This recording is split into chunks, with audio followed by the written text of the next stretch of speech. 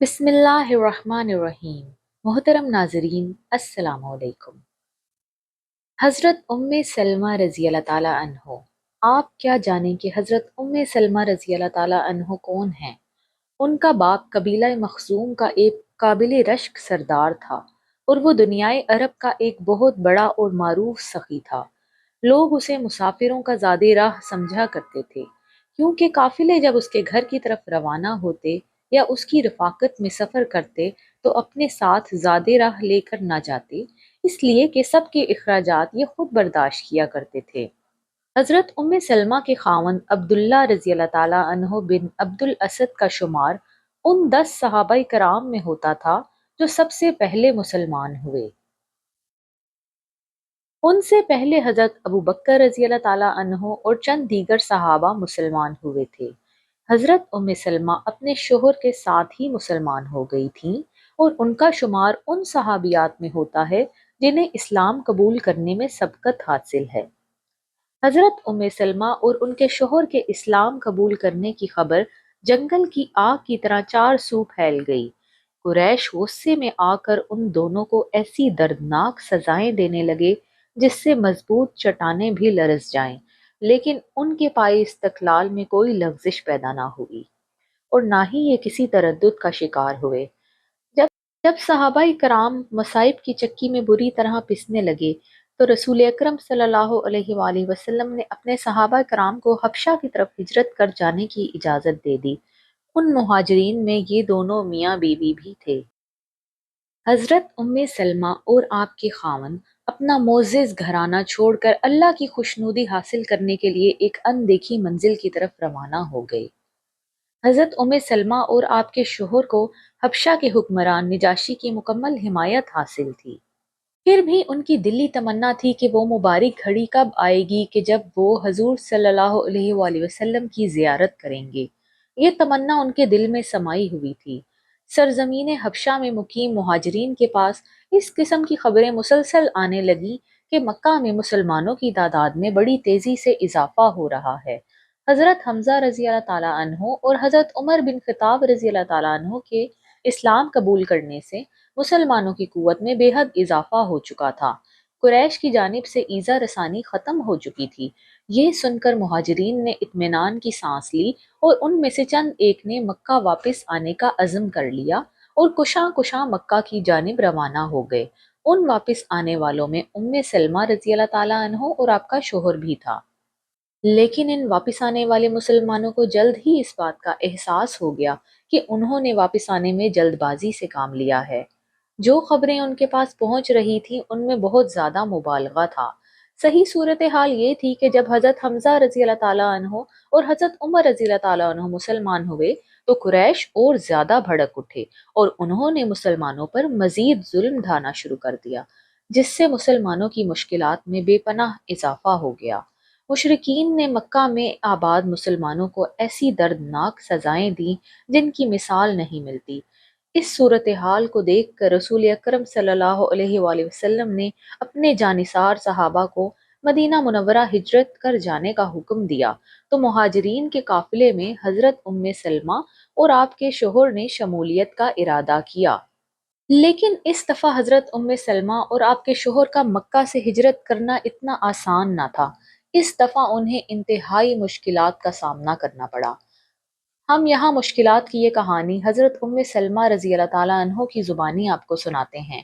حضرت سلمہ رضی اللہ تعالیٰ عنہ فرماتی ہیں، جب حضرت ابو سلمہ رضی اللہ تعالیٰ عنہ نے مدینہ ہجرت کر جانے کا عزم کر لیا تو انہوں نے مجھے ایک اونٹ پر سوار کیا۔ میرا ننھا بیٹا سلمہ میری گود میں تھا۔ انہوں نے اونٹ کی نکیل پکڑ کر سیدھا چلنا شروع کر دیا۔ ابھی ہم مکہ کی حدود سے نکلنے نہ پائے تھے کہ میری قوم بنو مخزوم کے چند افراد نے ہمیں دیکھ لیا اور انہوں نے ہمارا راستہ روک لیا۔ انہوں نے ابو سلمہ رضی اللہ تعالیٰ عنہ سے کہا، اگر تم نے اپنی مرضی کو ہم پر ترجیح دے ہی لی ہے تو اس عورت کو اپنے ہمراہ کیوں لے جا رہے ہو؟ یہ ہماری بیٹی ہے، ہم اسے تیرے ساتھ کسی دوسرے ملک جانے کی قطعاً اجازت نہیں دیں گے۔ پھر انہوں نے آگے بڑھ کر مجھے ان کے ہاتھ سے چھین لیا۔ جب میرے شوہر کی قوم بنو اسد نے یہ منظر دیکھا کہ مجھے اور میرے بیٹے کو چھین کر لیے جا رہے ہیں تو وہ غضبناک ہو گئے۔ انہوں نے کہا، اللہ کی قسم ہم تمہارے قبیلے کی اس عورت کے پاس یہ بچہ نہیں رہنے دیں گے۔ تم اسے ہمارے قبیلے کے مرد سے زبردستی چھین کر لیے جا رہے ہو۔ یہ ہمارا بیٹا ہے، اس پر ہمارا ہی حق ہے۔ پھر وہ میرے بیٹے کو مجھ سے چھین کر اپنے ساتھ لے گئے۔ یہ صورتحال میرے لیے ناقابل برداشت تھی۔ ہمارا شیرازہ بکھر گیا۔ شوہر مدینہ روانہ ہو گئے۔ بیٹے کو بنو عبد الاسد اپنے ساتھ لے گئے اور مجھے میری قوم بنو مخزوم نے زبردستی اپنے پاس رکھ لیا۔ ہمارے درمیان پل بھر میں جدائی ڈال دی گئی۔ میں ان صدمات کو برداشت کرنے کے لیے تنہا رہ گئی۔ میں غم غلط کرنے کے لیے ہر صبح اس مقام پر جاتی جہاں جدائی کا یہ واقعہ پیش آیا تھا۔ میں وہاں بیٹھ کر دن بھر روتی رہتی اور شام کے وقت گھر واپس آ جاتی۔ تقریباً 1 سال تک یہ سلسلہ جاری رہا۔ میں ایک دن وہاں بیٹھی رو رہی تھی کہ میرے ایک چچا زاد بھائی میرے پاس سے گزرے۔ میرا یہ حال دیکھ کر اسے مجھ پر رحم آ گیا اور اسی وقت جا کر میرے قوم کے بڑوں سے کہا کہ تم اس مسکین عورت کو کیوں تڑپا رہے ہو؟ کیا تم اس کی حالت نہیں دیکھ رہے کہ یہ اپنے شوہر اور بیٹے کے غم میں کس قدر بے چین ہے؟ آخر اسے ستانے سے تمہیں کیا ملے گا؟ اس بیچاری کو چھوڑ دو۔ اس کی یہ باتیں سن کر ان کے دل نرم ہو گئے۔ انہوں نے مجھ سے کہا، ہماری طرف سے اجازت ہے، اگر تم چاہو تو اپنے خاوند کے پاس جا سکتی ہو۔ میں نے کہا، یہ کیسے ہو سکتا ہے کہ میں تو مدینہ چلی جاؤں اور میرا لخت جگر بنو اسد کے پاس ہی رہے؟ تم ہی بتاؤ میرے غم کی آگ کیسے بجھے گی؟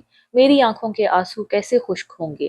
میں ہرگز ایسا نہیں کر سکتی کہ اپنے شوہر کے پاس مدینہ چلی جاؤں اور اپنے ننھے بیٹے کو مکہ ہی میں رہنے دوں اور اس کے متعلق مجھے کچھ معلوم ہی نہ ہو۔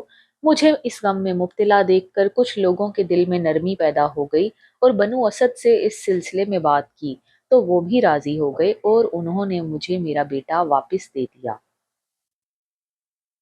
میں نے سوچا کہ اب مجھے فوراً یہاں سے نکل جانا چاہیے کہ کہیں کوئی اور رکاوٹ پیدا نہ ہو جائے۔ میں نے جلدی جلدی تیاری کی، بیٹا گود میں لیا، اونٹ پر سوار ہوئی اور سوئے مدینہ اکیلی چل پڑی۔ مخلوق خدا میں بیٹے کے علاوہ کوئی بھی میرے ساتھ نہ تھا۔ جب میں مقام تنعیم پر پہنچی تو وہاں عثمان بن طلحہ ملے۔ انہوں نے کہا، اے زاد مسافر کی بیٹی، کہاں جا رہی ہو؟ میں نے کہا، مدینہ منورہ اپنے خاوند کے پاس جا رہی ہوں۔ انہوں نے کہا، کیا اس سفر میں کوئی تمہارے ساتھ نہیں؟ میں نے کہا، بخدا میرے ساتھ اللہ تعالیٰ کے سوا کوئی نہیں۔ اللہ کی قسم اب میں تمہیں مدینہ پہنچا کر واپس آؤں گا۔ پھر اس نے اونٹ کی نکیل پکڑی اور آگے چل دیے۔ اللہ کی قسم میں نے عرب میں اس سے زیادہ نیک دل اور شریف انسان نہیں دیکھا۔ جب یہ ایک منزل طے کر لیتے تو میرے اونٹ کو بٹھا دیتے، پھر دور ہٹ جاتے۔ جب میں نیچے اتر جاتی تو وہ اونٹ پر سے ہودج اتار دیتے اور اسے کسی درخت کے ساتھ باندھ دیتے۔ پھر وہ خود کسی درخت کے سائے میں جا کر لیٹ جاتے۔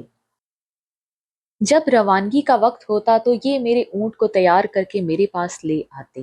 جب میں اونٹ پر سوار ہو جاتی تو وہ اس کی نکیل پکڑ کر چل دیتے۔ وہ ہر روز اسی طرح میرے ساتھ حسن سلوک سے پیش آتے، یہاں تک کہ ہم مدینہ منورہ پہنچ گئے۔ جب بنو عمرو بن عوف کی بستی نظر آئی تو انہوں نے مجھے کہا، آپ کا خاوند اس بستی میں رہائش پذیر ہے، اللہ تعالیٰ کی برکت سے اس میں چلی جائیے۔ یہ کہا اور ہمیں وہاں چھوڑ کر مکہ معظمہ واپس لوٹ گئے۔ منتشر گھرانہ بڑی طویل جدائی کے بعد پھر اللہ تعالیٰ کے فضل و کرم سے اکٹھا ہو گیا۔ اپنے خاوند کو دیکھ کر حضرت ام سلمہ کی آنکھیں ٹھنڈی ہو گئیں۔ حضرت ابو سلمہ نے اپنی بیوی اور بیٹے کو صحیح سلامت دیکھ کر سکھ کا سانس لیا اور انتہائی مسرت کا اظہار فرمایا۔ پھر بے شمار واقعات پلک جھپکنے میں گزر گئے۔ غزوہ بدر میں حضرت ابو سلمہ رضی اللہ تعالیٰ عنہ شریک ہوئے اور دیگر مسلمانوں کے ساتھ بڑی واضح کامیابی حاصل کر کے واپس لوٹے۔ غزوہ بدر کے بعد غزوہ احد میں شرکت کی اور اس میں پیش آنے والے مشکل حالات و مصائب کا سامنا کیا۔ اس آزمائش میں بھی توفیق الہی سے پورے اترے، لیکن اس مارکے میں انہیں ایک گہرا زخم لگا۔ علاج کرنے سے بظاہر تو وہ مندمل ہو گیا، لیکن اندر سے زخم کچا رہ گیا تھا۔ تھوڑے عرصے بعد وہ زخم دوبارہ تازہ ہو گیا اور حضرت ابو سلمہ شدید تکلیف میں مبتلا ہو کر صاحب فراش ہو گئے۔ حضرت ابو سلمہ رضی اللہ تعالیٰ عنہ نے علاج کے دوران اپنی بیوی سے کہا، ام سلمہ، میں نے رسول اللہ کو یہ فرماتے سنا کہ اگر کوئی شخص مصیبت کے وقت صبر کرے اور ساتھ ساتھ یہ کلمات بھی کہے، الہی میں اپنی اس مصیبت میں تیری ذات اقدس سے اجر و ثواب کی تمنا رکھتا ہوں، الہی مجھے نعم البدل عطا کر۔ تو اللہ تعالیٰ دعا کو قبول کرتے ہوئے اسے نعم البدل عطا کر دیتے ہیں۔ حضرت ابو سلمہ کافی عرصے تک اس بیماری میں مبتلا رہے۔ ایک دن رسول اللہ صلی اللہ علیہ وآلہ وسلم صبح کے وقت آپ کی تیمارداری کے لیے تشریف لائے۔ آپ تیمارداری کر کے ابھی واپس گھر کے دروازے تک پہنچے ہی تھے کہ حضرت ابو سلمہ رضی اللہ تعالیٰ عنہ اللہ کو پیارے ہو گئے۔ رسول اللہ صلی اللہ علیہ وآلہ وسلم نے اپنے مبارک ہاتھ سے آپ کی آنکھیں بند کی اور آپ صلی اللہ علیہ وآلہ وسلم نے دعا کی، الہی ابو سلمہ رضی اللہ تعالیٰ عنہ کو بخش دے اور اسے اپنے مقرب بندوں میں اعلیٰ مقام عطا کر، اور اس کے لواحقین کو صبر و جمیل کی توفیق دے اور انہیں اس کا نعم البدل عطا کر۔ اے پروردگار عالم، اسے اور ہمیں بخش دے اور اس کی قبر کو فراغ اور منور فرما۔ اس موقع پر حضرت ام سلمہ کو یہ دعا یاد آئی جو حضرت ابو سلمہ نے رسول اللہ کے حوالے سے بیان کی تھی، تو اس نے فوراً اپنے رب سے التجا کی، الہی میں اپنی اس مصیبت میں تیری ذات اقدس سے اجر و ثواب کی نیت کرتی ہوں۔ لیکن اس کا دل یہ بات کہنے کے لیے آمادہ نہ ہو رہا تھا کہ وہ یہ کلمات کہے کہ الہی مجھے ان کا نعم البدل عطا فرما۔ وہ دل میں یہ سوچ رہی تھی کہ ان کا نعم البدل کون ہو سکتا ہے۔ بہرحال چاروں ناچار انہوں نے دعائیہ کلمات مکمل کر لیے۔ حضرت ام سلمہ رضی اللہ تعالیٰ عنہ کو پیش آنے والے اس حادثے پر مسلمانوں میں غم کی لہر دوڑ گئی اور ہمدردی کے طور پر وہ آپ کو بیوائے عرب کے نام سے یاد کرنے لگے۔ حضرت ابو سلمہ کی وفات کے بعد چھوٹی عمر کی کثیر اولاد کے علاوہ عزیز و اقارب میں سے کوئی بھی بڑی عمر کا فرد موجود نہ تھا۔ اس صورتحال کے پیش نظر مہاجرین و انصار نے سوچا کہ حضرت ام سلمہ کی نصرت ہمارا دینی فرض ہے، اس لیے ایام عدت گزر جانے کے بعد سب سے پہلے حضرت صدیق اکبر رضی اللہ تعالیٰ عنہ نے نکاح کا پیغام بھیجا تاکہ انہیں مکمل تحفظ مل سکے، لیکن انہوں نے انکار کر دیا۔ پھر حضرت عمر بن خطاب رضی اللہ تعالیٰ عنہ نے پیشکش کی، وہ بھی آپ نے قبول نہ کی۔ پھر چند دن گزر جانے کے بعد رسول اللہ صلی اللہ علیہ وآلہ وسلم نے پیشکش کی تاکہ ناتواں اولاد کو مکمل تحفظ مل سکے۔ حضرت ام سلمہ رضی اللہ تعالیٰ عنہ نے عرض کی، یا رسول اللہ، میری تین معروضات ہیں۔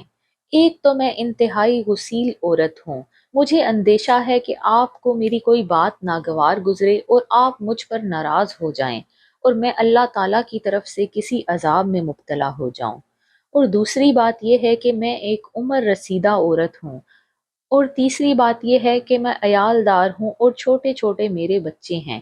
یہ سن کر رسول اللہ صلی اللہ علیہ وآلہ وسلم نے ارشاد فرمایا، جہاں تک تیرے غسیل ہونے کا تعلق ہے میں اللہ تعالیٰ سے دعا کروں گا، انشاءاللہ تیری یہ عادت کافور ہو جائے گی۔